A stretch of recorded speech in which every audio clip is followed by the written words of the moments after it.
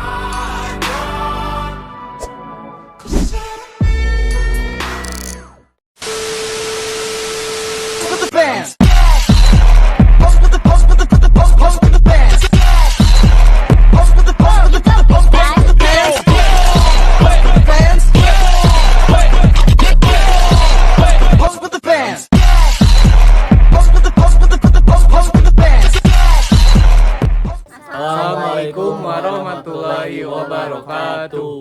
Halo semuanya, perkenalkan kami dari kelompok 6. Kami akan mengunjungi salah satu bank sampah yang ada di Kota Bandung, tepatnya di Kecamatan Cicendo, Pasir Kaliki.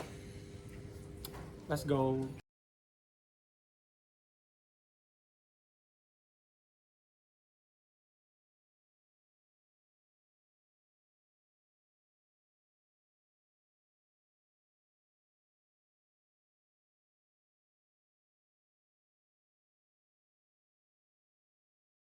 Halo guys, sekarang kita mau kemana ya? Kita mau ke Bank Sampah Mojus 08 Migrien Buruansai. Oke. Ayo kita ikut.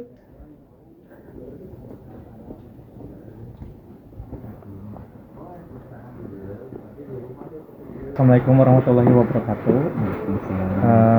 Sebelumnya mohon izin Bapak untuk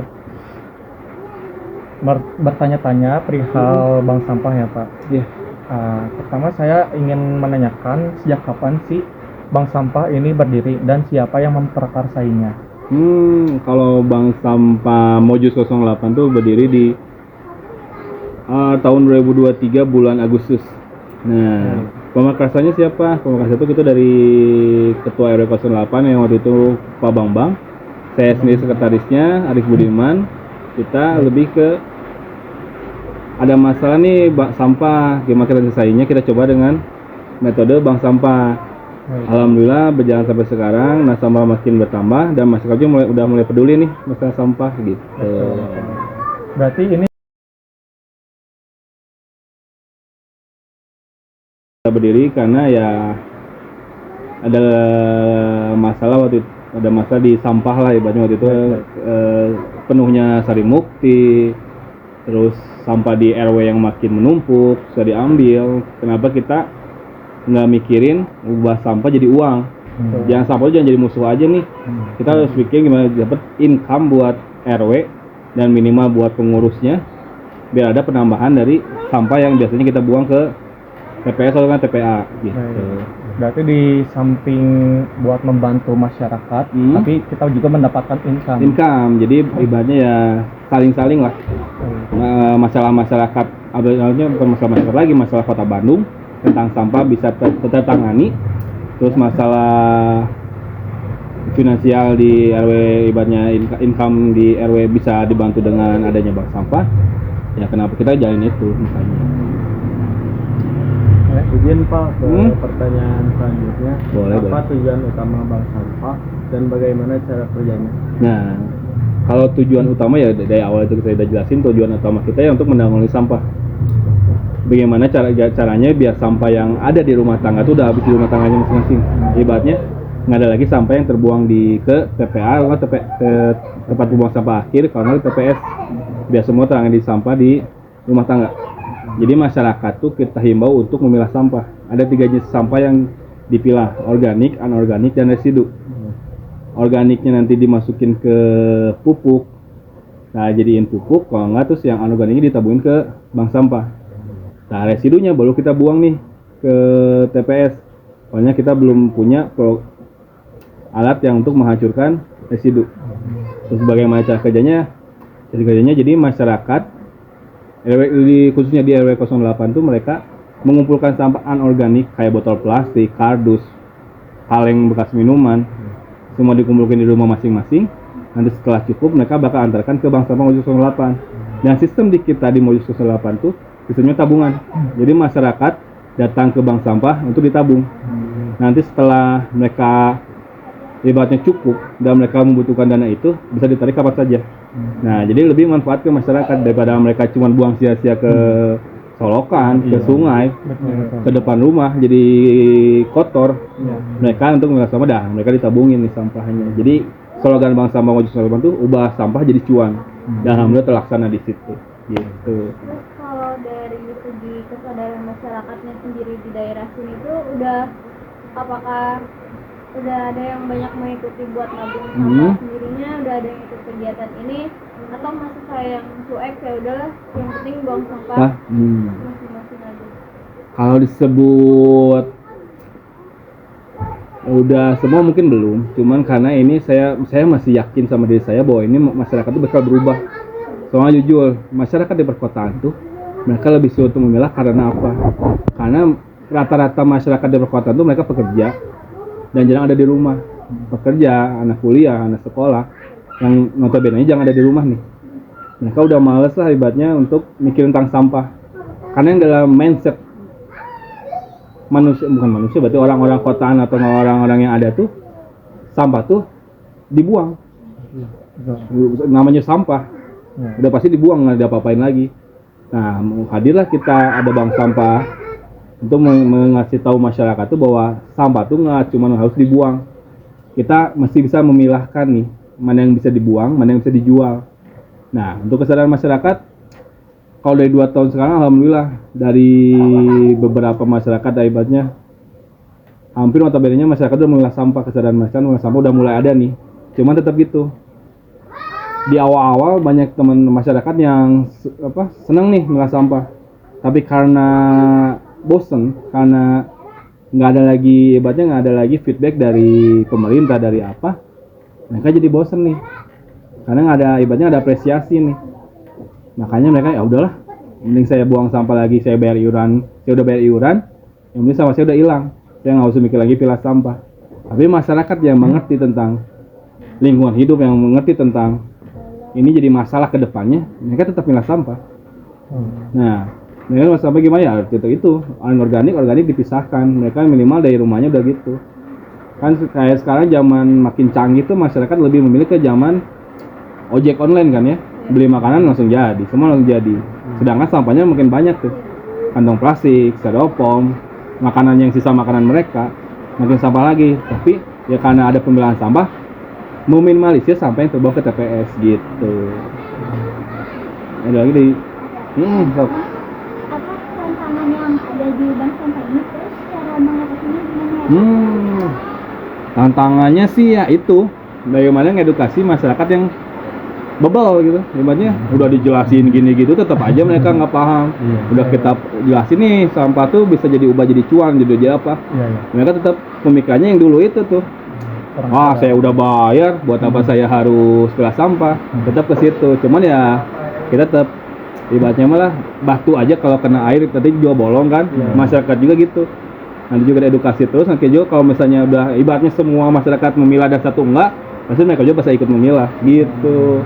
Itu masih tantangan dari 2 tahun terakhir, masih tetap sama dan alhamdulillah masih kita bisa menanganinya dan alhamdulillah kita masih nggak bosan untuk mengedukasi masyarakat untuk memilah sampah gitu. Apakah bank sampah di sini bekerja sama dengan pihak lain seperti pemerintah atau komunitas? Kalau untuk bank sampah Mojok 08 kita bukan bekerja sama dengan bank sampah induk Kota Bandung.